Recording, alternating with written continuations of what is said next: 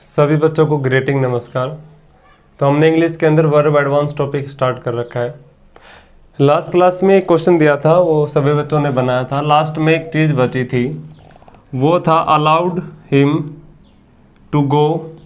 यहाँ पे था टू गो एंड यहाँ पे था एंड और उसके बाद था प्ले। ये बात हमने लास्ट क्लास में छोड़ दी थी, ठीक है।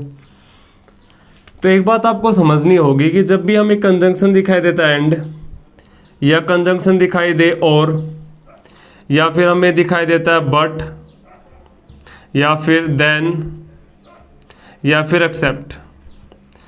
फिर से जानिए, अगर आपको कंजंक्शन दिखाई देता एंड और बट देन एक्सेप्ट, तो इसे ठीक पहले अगर आपने टू इन्फिनेटिव यूज़ कर रखा है तो इसके ठीक बाद आप बेयर इन्फिनेटिव यूज़ करोगे। यानी कि इन कंजंक्शंस के ठीक पहले अगर आपको मिलता है 2 + V1, तो आप इनके ठीक बाद जो यूज़ करोगे वो सिंपल V1 यूज़ करोगे। यानी एंड और बट एक्सेप्ट, जब भी आप इनका इन कंजंक्शन का यूज़ करते हैं तो इनसे ठीक पहले हम 2 + V1 का यूज़ करते हैं, ठीक बाद हम सिंपल V1 का यूज़ करते हैं। वो बात जो लिखी गई थी वो बिल्कुल ठीक थी, ठीक है। तो उम्मीद है ये कॉन्सेप्ट भी आप जान चुके हैं। आइए हम वर्ब एडवांस की जो अगली सेगमेंट है उसको हम स्टार्ट करते हैं। जब मैंने वर्ब एडवांस आपको बताया था, जब इसका इंट्रोडक्शन दिया था, तो मैंने आपको एक बात बताई थी कि नॉन फाइनाइट वर्ब को हम वर्ब एडवांस के नाम से जानते हैं। दूसरी बात ये थी कि ये जो है ना चेंज नहीं होती, किसके अकॉर्डिंग, या तो नंबर ऑफ सब्जेक्ट के अकॉर्डिंग या फिर टेंस के अकॉर्डिंग, ये कभी चेंज नहीं होती, ठीक है। लेकिन अगर ये वर्ब हैं, अगर ये खुद एक वर्ब हैं, तो इनके अंदर वर्ब की कुछ एक क्वालिटी आनी चाहिए। जैसे मैं आपसे सबसे पहले कहता हूँ, अगर आपने टेंसेज पढ़े हैं तो सबसे पहले जो टेंस हम पढ़ते हैं वो इंडेफिनेट है। ये इंडेफिनेट होता है मोड ऑफ एन एक्शन, ठीक है।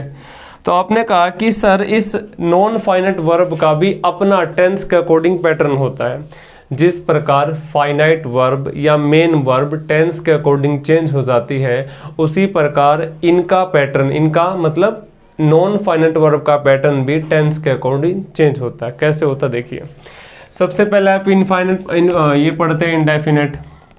तो आपने देखा कि सर इंडेफिनेट के अंदर अगर हम ये पढ़ते हैं नॉन फाइनाइट वर्ब, तो उसका जो पैटर्न होता है वो हमारा होता है 2 + V1, ठीक है। आपने कहा इसका हम चेहरा देख लेते हैं। इसका आप चेहरा देखिए, जैसे I want to sell a car, ठीक है। तो आपने देखा क्या, आई अपने आप में सब्जेक्ट है, वॉन्ट अपने आप में एक फाइनाइट वर्ब है, टू सेल अपने आप में एक नॉन फाइनाइट वर्ब है। अब देखो इसका सब्जेक्ट कौन हुआ, आई, और इस टू सेल वर्ब का भी सब्जेक्ट कौन हुआ, आई, और इस टू सेल का ऑब्जेक्ट कौन हो गया, आपने कहा ए कार। फिर से देखिए, जैसे मैं आपसे कहता हूं कि I want Ram to sell a car, तो आप ऐसे देखेंगे कि आई अपने आप में सब्जेक्ट है, वॉन्ट अपने आप में एक फाइनाइट वर्ब है, और इस फाइनाइट वर्ब का जो ऑब्जेक्ट है वो कौन हुआ, राम। और आपने देखा जो टू सेल वर्ब है ना, ये अपने आप में एक नॉन फाइनाइट वर्ब है, इसका सब्जेक्ट भी कौन हुआ, आपने देखा राम, और इसका ऑब्जेक्ट कौन हुआ, तो आपने कहा ए कार, ठीक है। तो आपने देखा कि भाई इंडेफिनेट का मतलब इंडेफिनेट टेंसेज के अंदर अगर हम नॉन फाइनाइट वर्ब को यूज करते हैं तो वो है, क्या हुआ, इन्फिनेटिव रूप में 2 + V1, ठीक है। अगर हम इसी को कंटिन्यूस फॉर्म में यूज करना चाहें, अगर हम इसी को कंटिन्यूस एक्शन के अंदर यूज करना चाहते हैं, तो उसका जो पैटर्न होता है वो हमारा होता है 2 + B + V1 + ING। क्योंकि जब भी आप कंटिन्यूस की बात करते हैं तो V1 + ING तो आना ही है, ठीक है। जैसे आप इसी बात को चाहो तो ऐसे भी लिख सकते हैं, I want Ram to be selling a car, ठीक है। फिर से आपने देखा कि भाई इंडेफिनेट के बाद कंटिन्यूस आता है, कंटिन्यूस के बाद हम कौन सा एक्शन यूज करते हैं, तो आपने देखा परफेक्ट एक्शन यूज करते हैं। तो परफेक्ट एक्शन का जो पैटर्न हमारा यूज होगा वो होगा 2 + have + third form of verb. तो इसको भी आप ऐसे यूज कर सकते हैं। कि I want Ram to have sold a car. तो आपने क्या देखा, आपने देखा फाइनाइट वर्ब के बाद नॉन फाइनाइट वर्ब आती है। यहाँ पे नॉन फाइनाइट वर्ब का पैटर्न 2+V1। यहाँ पे आपने देखा कि भाई फाइनाइट वर्ब के बाद नॉन फाइनाइट वर्ब का पैटर्न 2+B+V1+ing, यानी यहाँ पे कंटिन्यूस एक्शन है। फिर से आपने देखा कि नॉन फाइनाइट वर्ब के बाद आपने देखा फाइनाइट वर्ब के बाद नॉन फाइनाइट वर्ब का जो पैटर्न वो थर्ड फॉर्म ऑफ वर्ब है। तो अभी हमने क्या सीखा कि जो नॉन फाइनाइट वर्ब है वो आखिर है तो वर्ब, अगर वो अपने आप में वर्ब है तो इनके अंदर एट्रीब्यूट्स होंगे या कुछ क्वालिटी होंगे या कुछ गुण होंगे, किस चीज़ के, वर्ब के। भाई अगर ये नॉन फाइनाइट वर्ब है तो अपने आप में वर्ब ही, इसका मतलब इसके अंदर जो वर्ब्स की क्वालिटी हैं वो भी आएंगी। तो हमने ना नॉन फाइनाइट वर्ब को टेंस के अकॉर्डिंग भी यूज कर लिया, ठीक है। तो वास्तव में हमें जो सीखना ना वो हमें सीखना कि भाई अगर हम इसका पैसिव वॉइस बनाना सीखें, हालांकि कुछ बच्चे नहीं जानते होंगे लेकिन फिर भी आप आराम से सीखिए, मैं एक बात को बड़े आराम से सिखाता हूँ। आपने कहा कि सर हमें ना इनको पैसिव वॉइस में यूज़ करना है, यानी कि हमें नॉन फाइनाइट वर्ब का पैसिव बनाना, तो आप कैसे बना सकते हैं, तो बहुत आराम से सीखिए। सबसे पहले तो आपको देखना कि भाई आई वॉन्ट एक नॉन एक्शन वर्ब है, बहुत आराम से सीखिए। वॉन्ट एक नॉन एक्शन वर्ब है, नॉन एक्शन वर्ब का हम कभी भी पैसिव वॉइस नहीं बना सकते या वॉइस चेंज नहीं कर सकते। आपने देखा कि भाई ये जो चीज़ है ये नॉन एक्शन रिप्रेजेंट करती है। अगर ये नॉन एक्टिव है या एक्शन नहीं बताती तो आप इसको एज इट इज़ रख देंगे। तो आपने लिख दिया आई, उसके बाद क्या लिख दिया, वॉन्ट। बात आप समझे। फिर आपने क्या देखा था कि भाई टू शैल अपने आप में एक वर्ब है, उसके ठीक बाद ये ऑब्जेक्ट है, तो सबसे पहले ऑब्जेक्ट लिखेंगे। उसके बाद आपने लिखा आई वॉन्ट अ कार, और इसका पैसिव वॉइस बनाएंगे टू बी सोल्ड। इसका मतलब ये समझ आया कि सर ये जो पैटर्न है ये एक्टिव फॉर्म का है, ये जो पैटर्न है ये अपने आप में एक्टिव वॉइस का है। अगर मैं इसी का पैसिव वॉइस बनाना चाहता हूँ तो आ जाएगा 2+B+ third form of verb. तो आपने कहा ये इसका क्या फॉर्म है, तो आपने कहा ये पैसिव फॉर्म है। उम्मीद है समझ पाए। आगे वाला ये सेम चीज़ है। आपने क्या देखा, वॉन्ट अपने आप में एक नॉन एक्शन वर्ब है, इसका सब्जेक्ट आई है, तो सबसे पहले आपने लिखा आई के ठीक बाद आपने लिखा वॉन्ट। अब ध्यान से देखो, इसको आप भूल जाइए। आपने देखा राम अपने आप में सब्जेक्ट है, टू शैल अपने आप में एक वर्ब है, ए कार अपने आप में क्या है, ऑब्जेक्ट है। तो सबसे पहले हम क्या लाते हैं, आपने देखा ऑब्जेक्ट। आप इसको तो भूल ही जाए, इसको ऐसे समझिए है ही नहीं, ये तो है ही नहीं ना सेंटेंस के अंदर, ठीक है। तो आपने देखा कि भाई हम इसका तो आसानी से बना ही सकते हैं ना। इस चीज़ का कैसे बनाओगे, सबसे पहले ऑब्जेक्ट लेकर आओ। तो आपने लिखा ए कार। 2+V1 का पैसिव वॉइस क्या होता है, 2+B+ third form of verb. तो आपने इसको क्या लिखा, 2B, आगे क्या लिखा, सोल्ड, और उसके बाद लिखा बाई राम। उम्मीद है ये बात भी आप समझ गए। I want Ram to be selling a car. आप सभी बात ये जानते हैं कि जो कंटिन्यूस एक्शंस होते हैं उनका कभी भी पैसिव वॉइस बनता ही नहीं, उनका पैसिव वॉइस नहीं बनता ना, ये बात आप जानते हैं पहले से। तो आइए अब हम सीखते हैं इसका पैसिव हम कैसे बनाते हैं, ठीक है। इसका पैसिव मैं यहाँ लिखता हूँ ऊपर, आराम से देखिएगा। आपने देखा आई वॉन्ट एक नॉन एक्शन वर्ब है। अगर ये नॉन एक्शन वर्ब है तो इसको एज इट इज़ रखिए, क्योंकि नॉन एक्शन है तो एज इट इज़ रखना है। अब इसको भूल जाइए। राम अपने आप में क्या है, सब्जेक्ट। टू हैव सोल्ड अपने आप में क्या है, वर्ब। अ कार क्या हो गया, ऑब्जेक्ट। तो सबसे पहले क्या लिखेंगे, object. I want a car. आगे आप देखेंगे कि 2+हैव+ थर्ड फॉर्म ऑफ वर्ब का अगर आपको पैसिव वॉइस बनाना है तो आप इसको बनाएंगे 2+हैव+बीन+ थर्ड फॉर्म ऑफ वर्ब, ठीक है। तो आई वॉन्ट राम, आगे आप देखेंगे ऑब्जेक्ट आएगा, उसके बाद लिखेंगे 2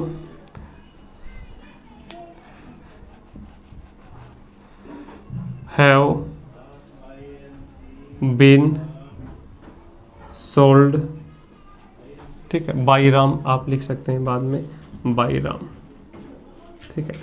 तो मैंने आपसे अभी क्या सीखा है, मैंने आपसे ये सीखा है कि नॉन फाइनाइट जो वर्ब होती है उनके अंदर भी वर्ब्स के एट्रीब्यूट होते हैं, वर्ब की क्वालिटी होती है, वर्ब के गुण होते हैं, यानी उनको भी हम टेंस के अकॉर्डिंग यूज़ कर सकते हैं। तो उम्मीद है कि ये सारी बातें आप समझ पा रहे हैं कि किसी एक नॉन फाइनाइट वर्ब का अपना सब्जेक्ट भी होता है, उसका खुद का अपना ऑब्जेक्ट भी होता है। ठीक है, तो आइए हम आगे बढ़ते हैं।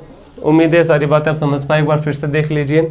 अगर हम इंडेफिनेट की बात करते हैं तो इंडेफिनेट के अंदर हम 2+V1 का पैटर्न लेके चलते हैं। अगर इसका हमें पैसिव वॉइस बनाना तो 2+B plus third form of verb आती है। अगर हमें कंटिन्यूअस एक्शन का यूज़ करना तो 2+B plus V1 plus ING, इसका पैसिव वॉइस हम नहीं बना सकते, अब बात आप पहले से जानते हैं। ठीक है, उसके बाद हमने देखा परफेक्ट है। परफेक्ट का जो स्ट्रक्चर होता है वो होता है 2+ have plus third form of verb. अगर इसी की हमें पैसिव फॉर्म चाहिए तो 2+ have plus been plus third form of verb.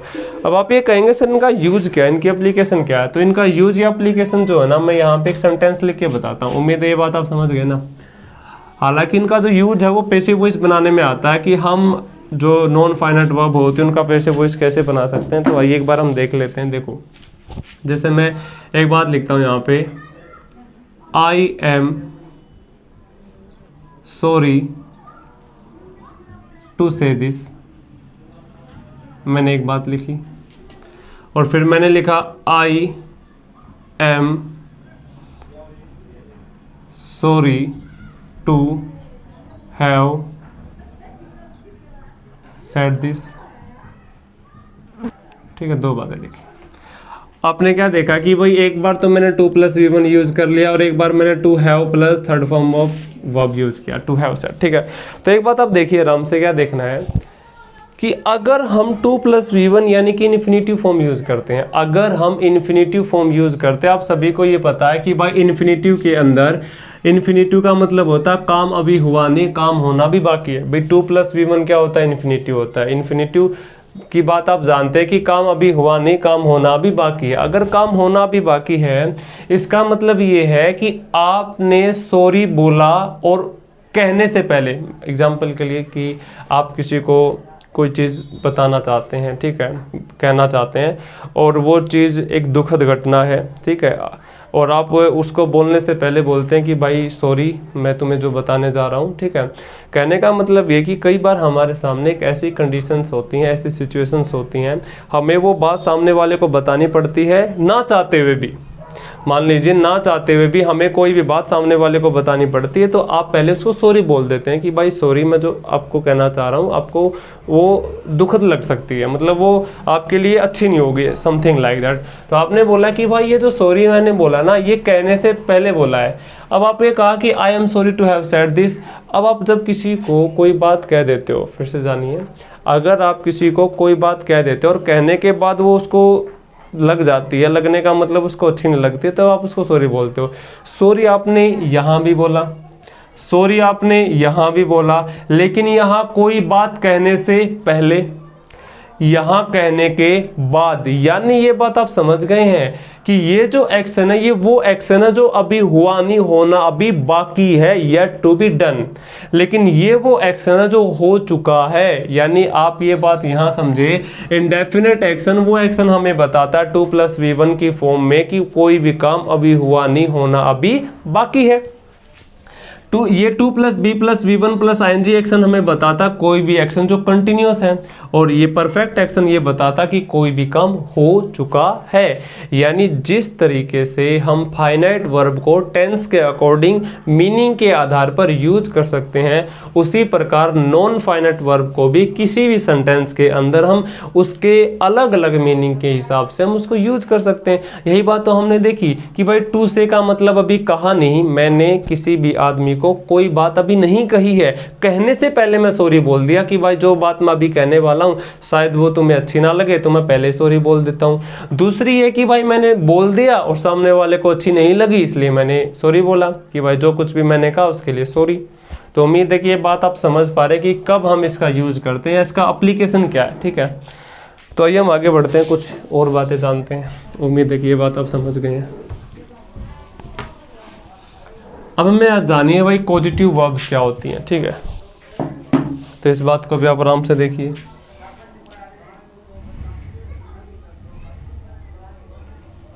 Positive verb, और ये अपने आप में 3 होती हैं, ठीक है। कौन कौन सी होती है अभी लिख देता हूँ। Make, get and have.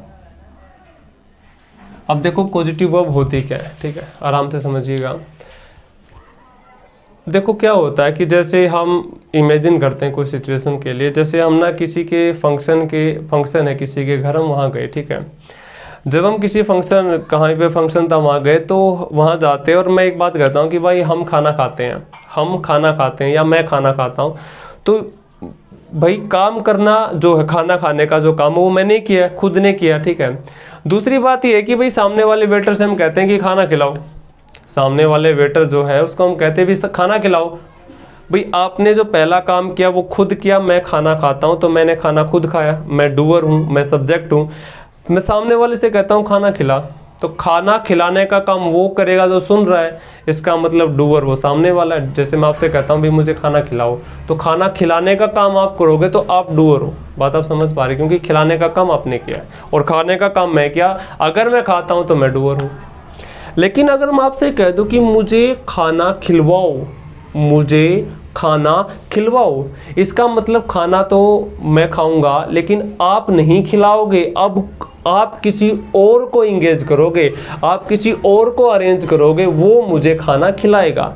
अगर मैं आपसे कहता हूँ मुझे खाना खिलवाओ, खिलवाने का मतलब ये है कि आप मुझे खुद नहीं खिलाएंगे, आप किसी थर्ड पर्सन को, किसी तीसरे आदमी को अरेंज करोगे ताकि वो मुझे खाना खिलाए। इसका मतलब ये है पॉजिटिव वर्ब वो वर्ब होती है जब हमें वो एक्शन बताने होते हैं जिन एक्शन में ना तो काम खुद मैं करता हूँ, ना काम खुद आप करते हो, बल्कि आप किसी थर्ड पर्सन को इंगेज करते हो वो काम करे, ठीक है।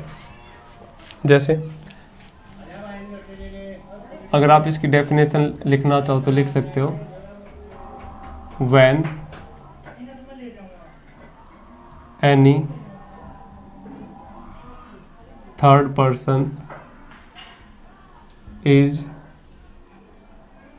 caused to perform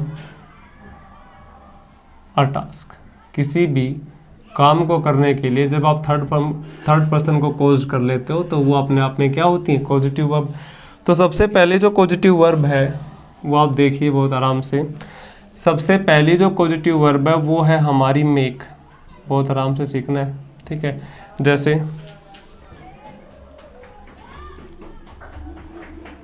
Raju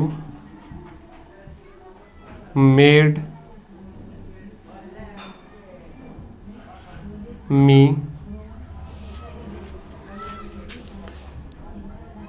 do the task, ठीक है। तो आप इसको आराम से समझेंगे। राजू अपने आप में क्या है, सब्जेक्ट। मेड अपने आप में एक फाइनाइट वर्ब है। मी इस फाइनाइट वर्ब का क्या है, आपने कहा ऑब्जेक्ट है।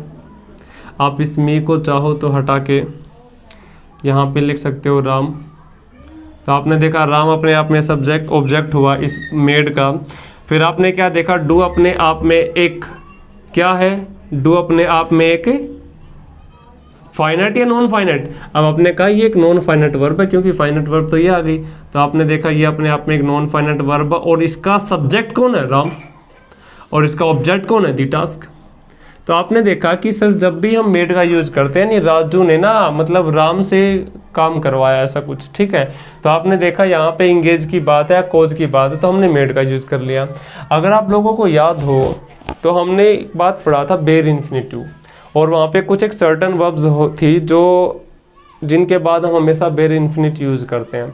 कौन कौन सी, see, watch, notice, hear, help, make, let, bid, observe, listen.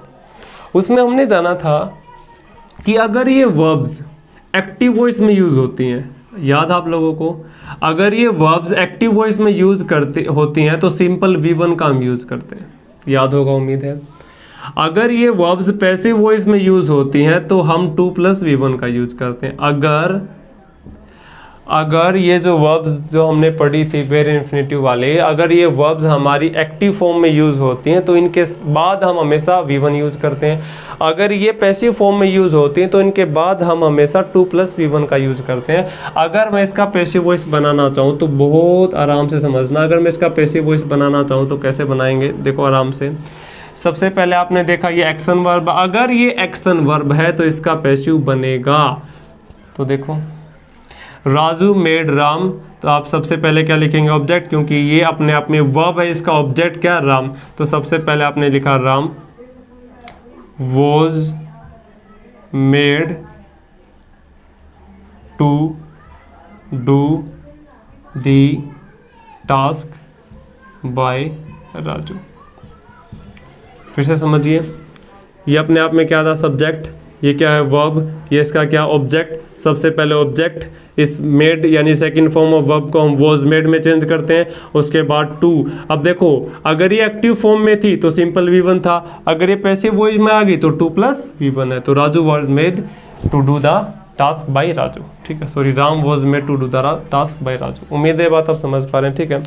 देखो ये थोड़ा सा एडवांस लेवल है भाई, लेकिन आपको समझना होगा, ठीक है, हर बात को आपको जानना होगा। तो उम्मीद आप मेक यूज करना सीख गए हैं।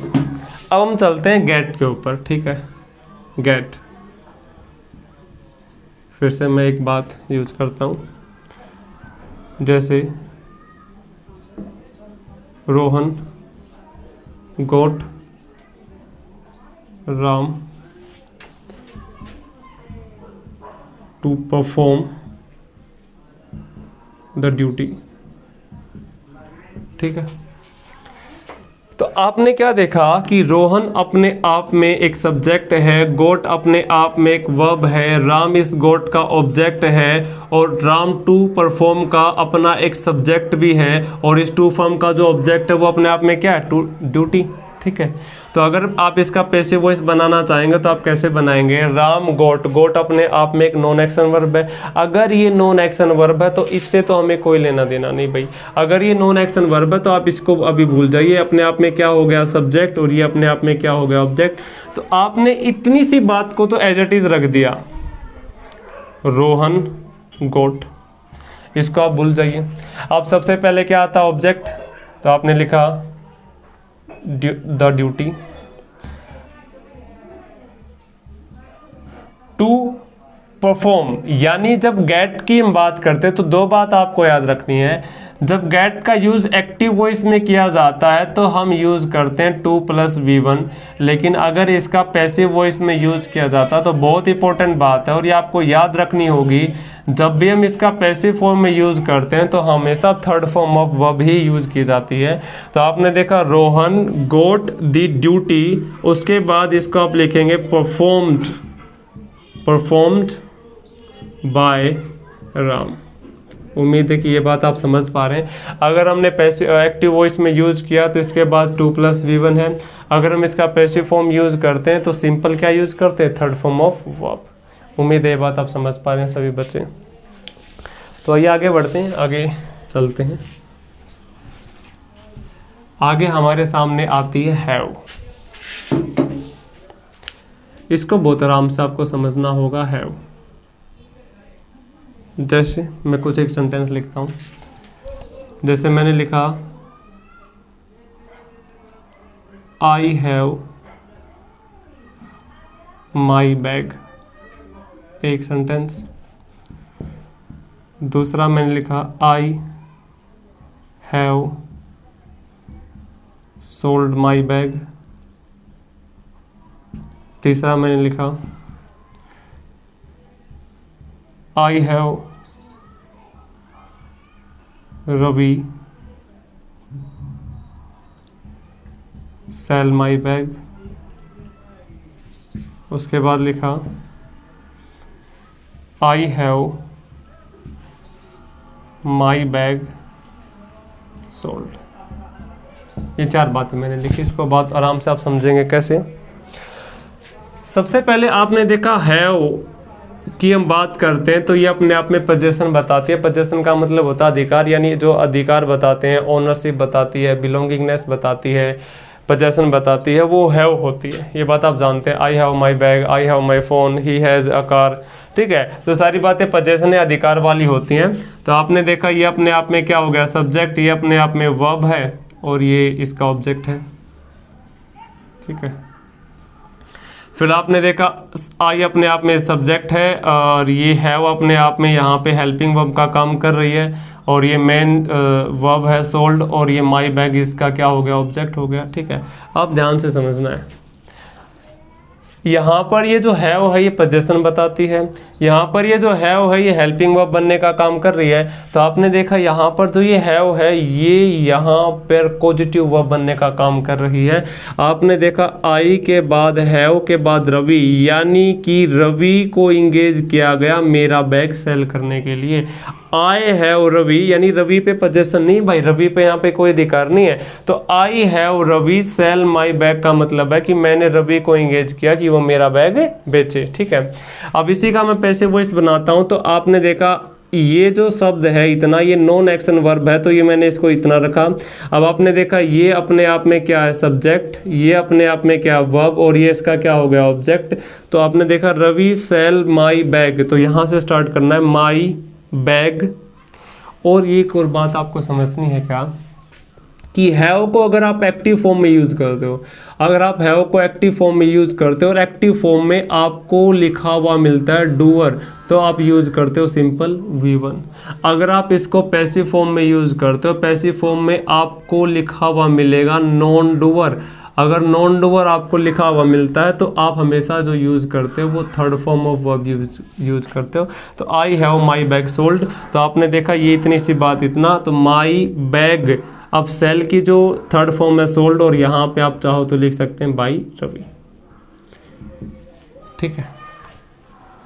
तो एक बार